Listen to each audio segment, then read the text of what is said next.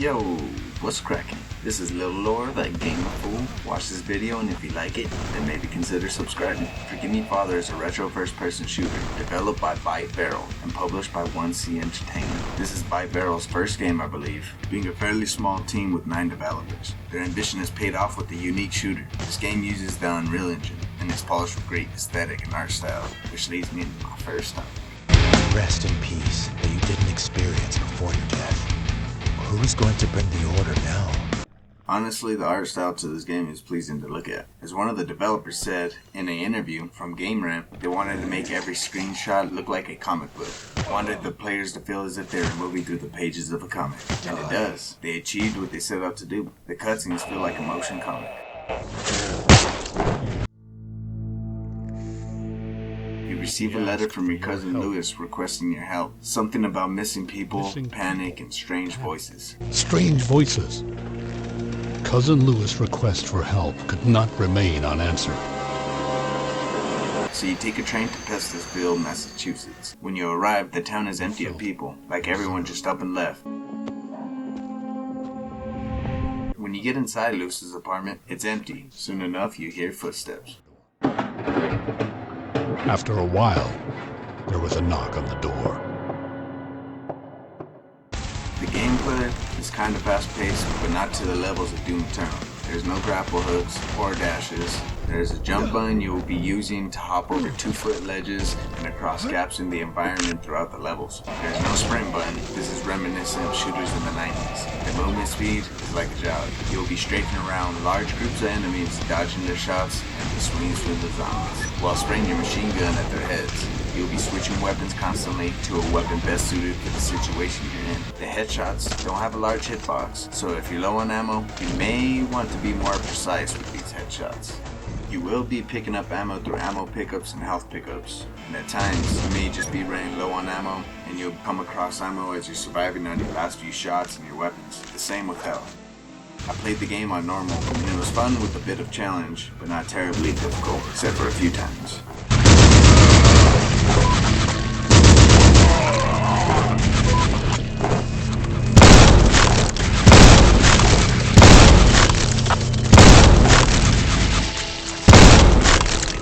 There is a bit of a horror theme.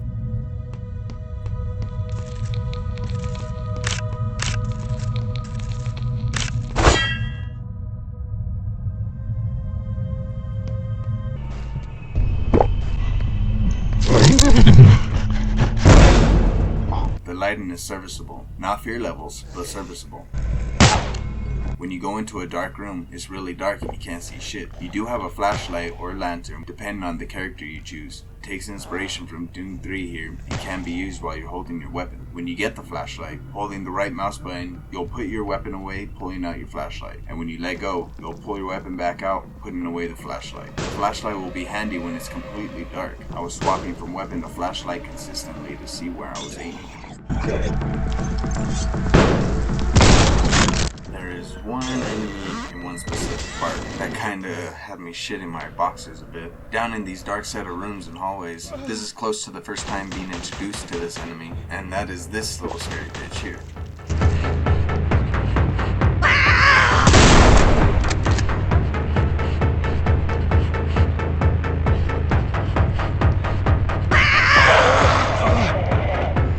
Seems to take inspiration from the witch from Left 4 Dead, to where if you get near, she'll chase you for a bit, and if you run, she'll eventually go back and sit in the fetal position, rocking back and forth like a psychopath mental patient. Speaking of psychopath mental patients, you do come across like 6 of them in this section of what looks to be a mental hospital, where there are rooms in which they put these girls. Just look at the crazy shit this chick wrote on the wall. A Dark Knight reference, another psychopath.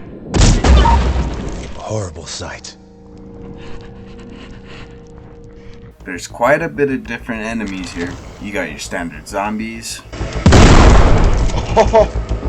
A unique zombie that is carrying a head. When you blow their head off, they just put their head they're carrying on and continue attacking. Got guys that cast spells at you, I think. And these soldiers that shoot some type of plasma in a burst.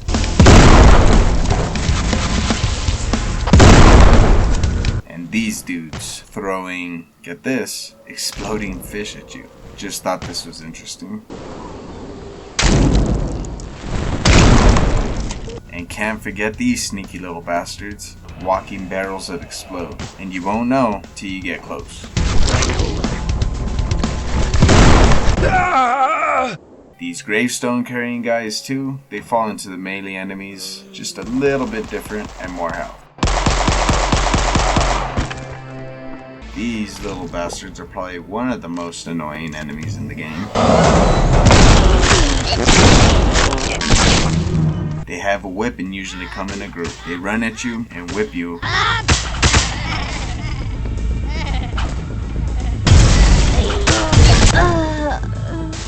And explode when damage is taken. They're nothing more than a nuisance compared to the next enemies, which are the most annoying enemies in the game. These little assholes right here, they move so frantically, making them a harder target to hit. They seem to have a bit more health than the standard enemies, but I can be wrong. Just seems such a pain to face them for me, with their unpredictable movements and larger health than the standard enemies. They fire some kind of pink projectiles at you. They seem to only take away about 2 or 3 damage with each projectile, but that can add up real fast, along with dealing with other enemies. I just had a much harder time dealing with them than I feel I should have. Anyway, the remaining enemies, I'll leave to your imagination as you make your way through this comic book, though you will see most of the enemies in this video. There is a variety of locations you will travel while trying to find Lewis. City streets, rooftops,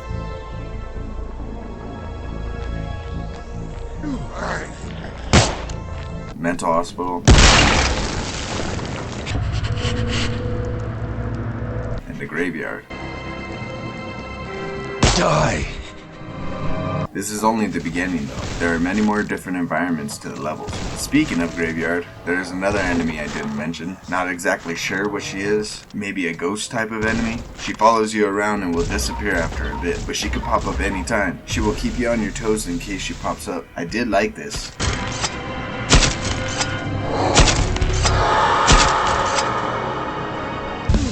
I was expecting you.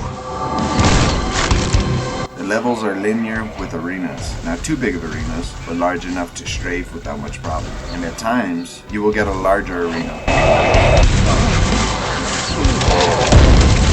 Usually with some sort of props in the arena. Say, the graveyard will have headstones or trees. Occasionally you'll come into an arena where you will have larger battles with a horde of enemies spawning and more spawning as you're killing.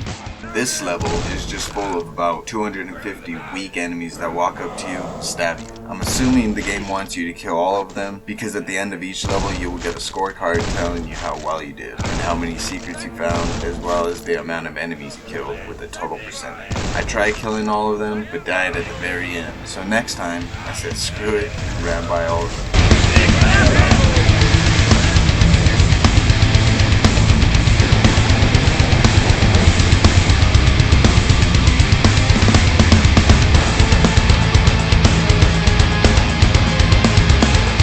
This next part was annoying. In this arena, you battle a number of different types of enemies, and after all the enemies are dead, you're still being attacked by something, but there is nothing visibly attacking you.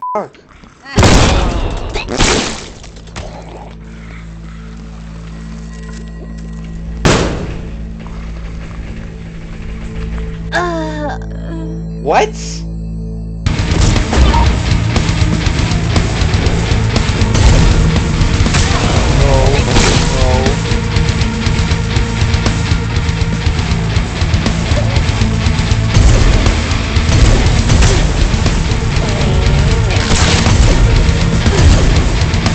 Where?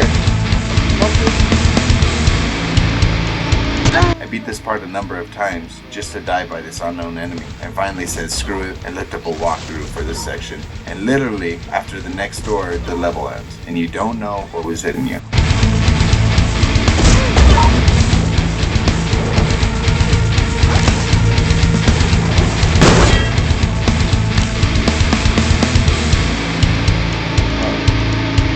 At times, you will be glad to see this guy.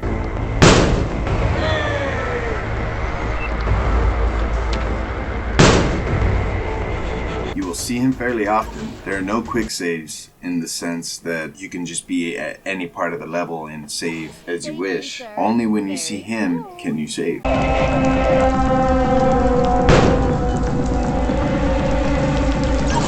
I can count on you. One thing I haven't talked about yet is the skill tree. Yes, you get a skill tree, but it's pretty straightforward. It's a skill tree for upgrading your guns. They have branching paths, so once you upgrade in one direction, it locks you out the other path. To try out the other path, you would have to start a new game.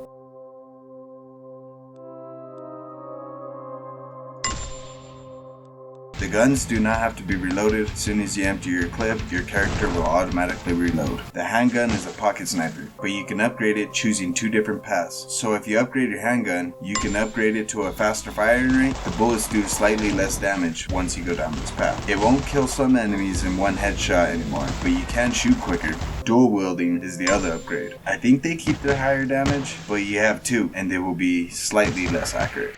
Now this is where upgrades start getting more unique and change the gun itself into something completely different, and it's badass. The shotgun turns from a normal shotgun to being hijacked by a demon entity of some kind, and that's badass. With bouncy bullets and increased range. When you upgrade it again, it turns into a devastating monster of a shotgun, dramatically increasing the range and can kill most enemies with a single click, and I love these designs. I need to stay fit. It is time.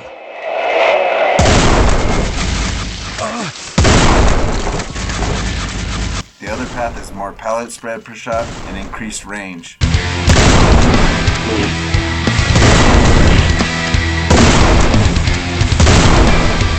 The machine gun.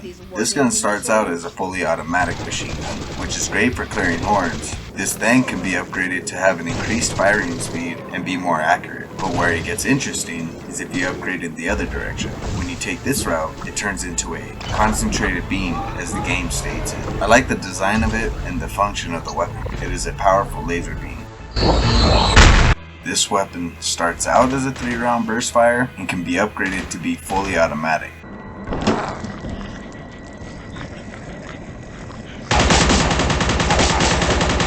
There it goes. But its more interesting counterpart turns it into a bouncing energy grenade launcher of some sort. This weapon functions as a traditional rifle, powerful and accurate.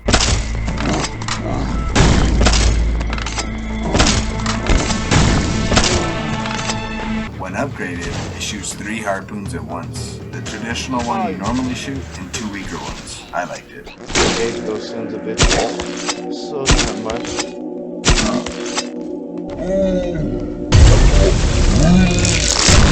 The energy booster does good damage right out of the gate, putting enemies down rather quick.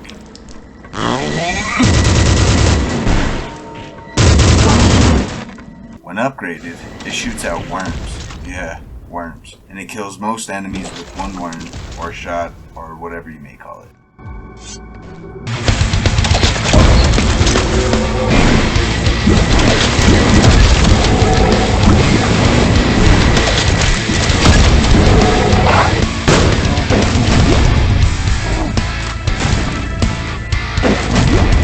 The Thunderonomicon, I think I said that right, is sort of like your demon-possessed missile launcher.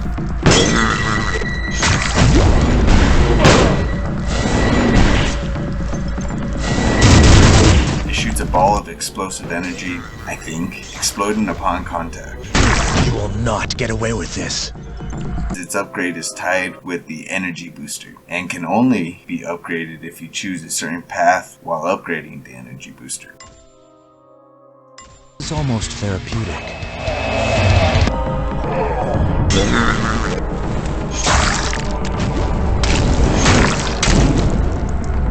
The madness meter is a mechanic that fills this meter to the bottom right. The more consistent you are with dealing damage. As the number raises, your madness meter rises, turning your screen black and white, making you less vulnerable to damage while dealing more damage. But it don't last if your enemy kill count starts to go down.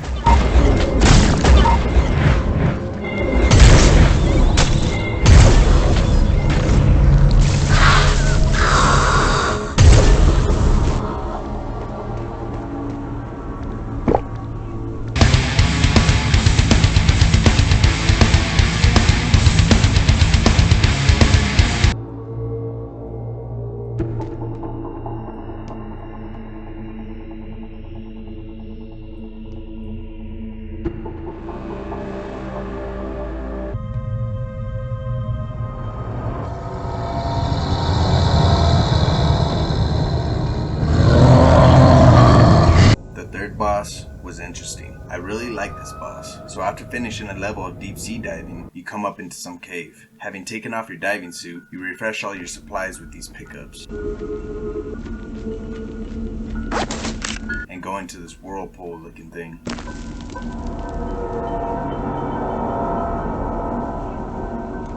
Immediately thrust into combat with this big fish.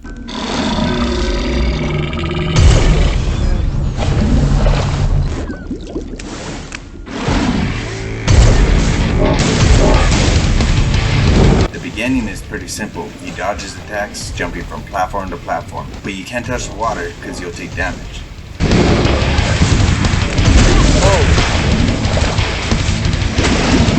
As soon as you get his health down to a certain amount, he'll go back into the water and the arena will start to flood, meaning the platforms you're standing on will soon be underwater. If you don't find land soon, you'll die. As soon as you find land, you make your way to another arena where the fish is waiting for you. This time, the platforms will sink during the battle, and you will have to jump from land to land until that one sinks as well, and the others will rise again, all while dealing damage to him while dodging his attacks.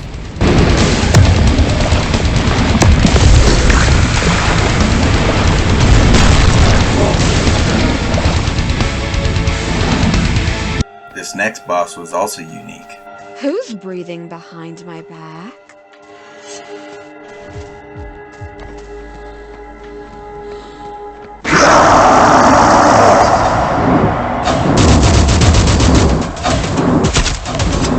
He spawns behind you. He is kind of hard to shoot because he moves so frantically.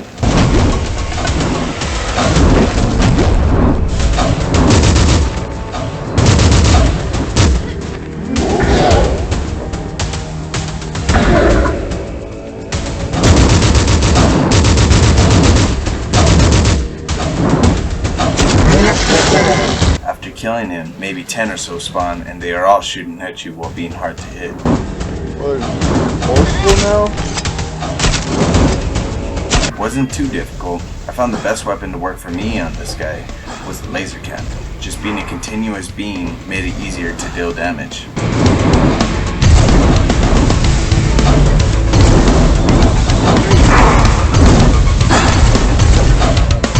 Occasionally switching to my shotgun for up close. Not a whole lot to say, but was unique, and I liked it.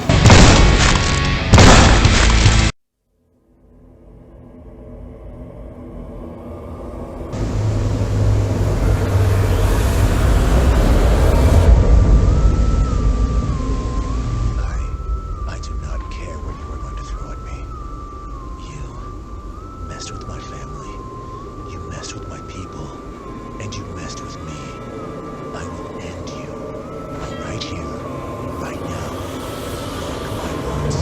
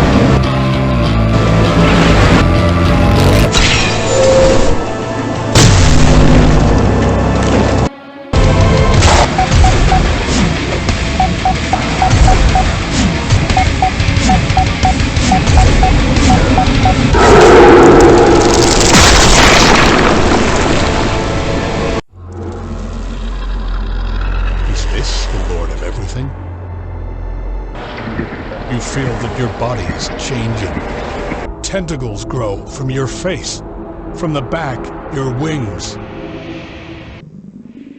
Can you see these people? Normal people. Yes, they are looking at you. Your hands are tied. You killed all the townspeople and your own cousin in a manic frenzy. Do you already understand what is happening? Do you already understand what you've done? This pain will never end.